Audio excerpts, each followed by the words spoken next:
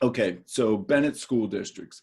So let me step back for the small employers, just to reiterate, I think those health sharing communities are the best option, and I would encourage you to look into that. So this is a middle-size employer. The Bennett School District has 150 employees. They sit about 30 miles east of Dayton. 1,200 students. They've got a primary school, a middle school, a high school. So this, I'll kind of walk you through their journey. This is Bryan Perry. So Bryan Perry is a recovering broker. And it's been incredibly profound to me as I hear from brokers like Bryan Perry, Richard Walton, Ashley Bacot, people working in this space, how much their moral kind of dilemmas parallel that of physicians, where as the healthcare system gets in deeper and deeper muck, so many times we as physicians are being told to run faster, bill more, just keep billing, and if you happen to help somebody along the way, it's probably okay. And that's not what we signed up for. And as I listened and learned from Bryan Perry, he talks about in 2010 looking for the exit strategy. And we hear that all the time from physicians. How can I get out? This is not what I signed up for. So that's Bryan Perry. This is Keith Yake. So Keith Yake is the CFO, the Chief Financial Officer of the Bennett School Districts. It's been there since 2007.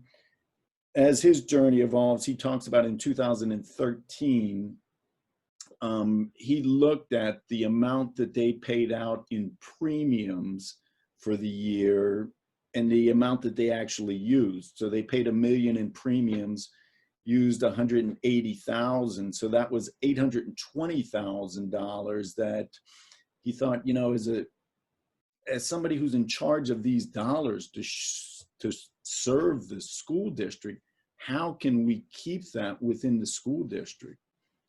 So Bryan and Keith meet. I'm sorry, Bryan and yeah, Keith meet.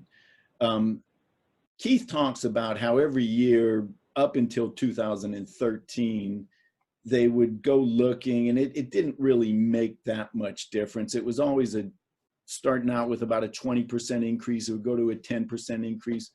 And you change from one to the other, but it really didn't. It's not like all of a sudden you got quality and you didn't have quality.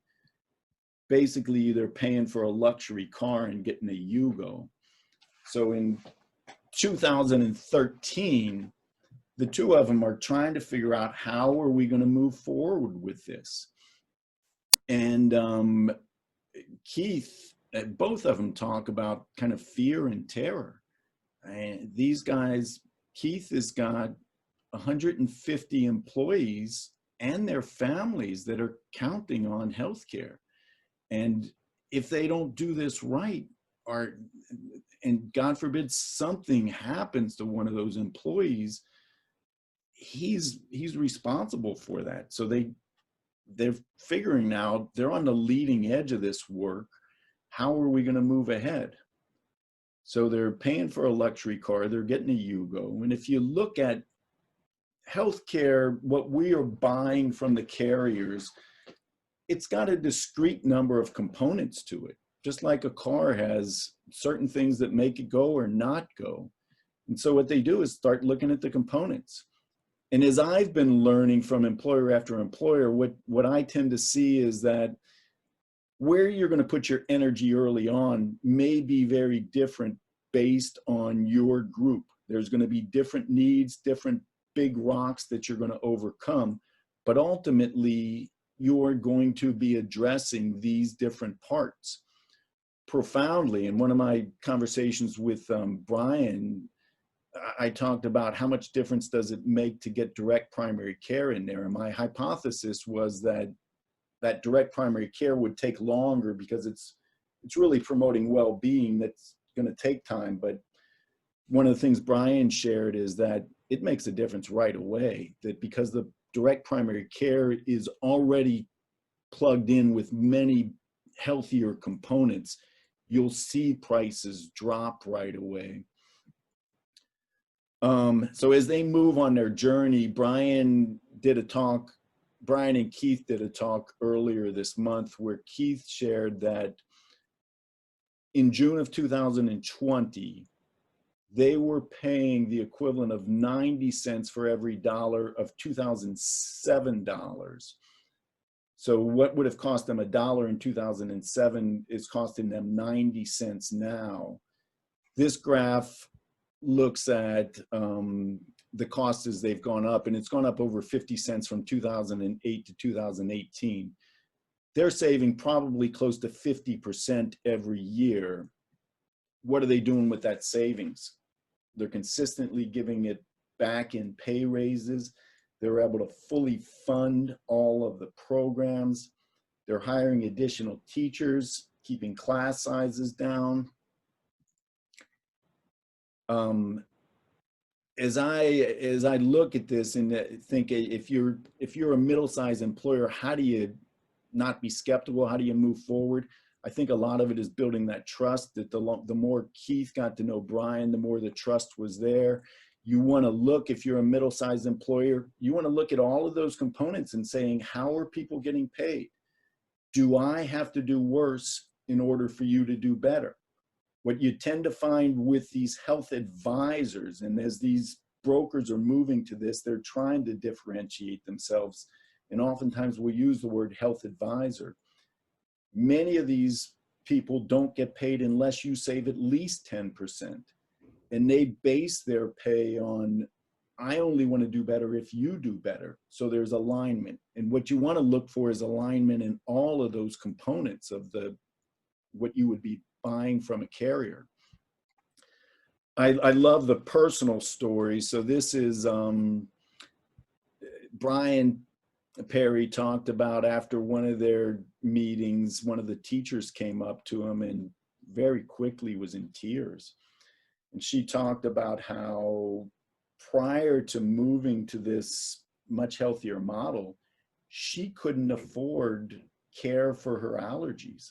So she was eating Benadryl all day. And anybody who's taken Benadryl probably knows that it can be very sedating. And so she was going through her day as a teacher, a mom, member of the community, just dragging. And with this, she's easily affording and just beaming, and she's in tears, Bryan's in tears.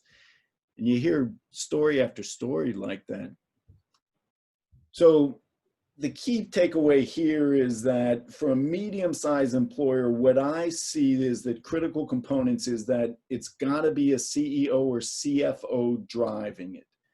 You've got to have people that really are going to push it fully, because there's going to be resistance, and they've got to eat their own dog food. And you need a health advisor. You need somebody that knows that. What you should expect if you move in this direction is at least 20% and oftentimes 50% or more savings. So that's Bennett. So thank you, Lou. I know, so there are themes that are coming out of each and both of these stories. So I talked about servant leadership. Servant leadership is about helping others get what they want, and it is about a win-win. It's not about a I win, you lose, or the reverse of that. We heard that in Lance's story. We just heard that with the Bennett story. You talked about trust. You know, a foundation for effective ethical leadership is trust. Without trust, you can't lead or influence anybody else, because they won't trust you or me or us. And so that's foundational. It strikes me that when I listen to these stories, that when we can look an employee in the eye and say, here's what we're trying to do, and here are my actions that support what I'm trying to do for you, that builds trust. When we do what we say we're going to do, it builds trust. You also talked about, Lou, in your last slide there, that it takes a senior leader, a senior titled person at an organization. And that kind of relates back to this servant leadership model, where it's really leadership first. The leader has to set the vision and the tone and the values in which that we're going to use to make our decisions moving forward. And so in both the stories here, we heard about stated values up front, about leadership up front, and then serving the greater good. They're both terrific stories. You've now got, Lou, a large employer, the Rosen Hotel, which is a continuation of the themes that we've heard so far. So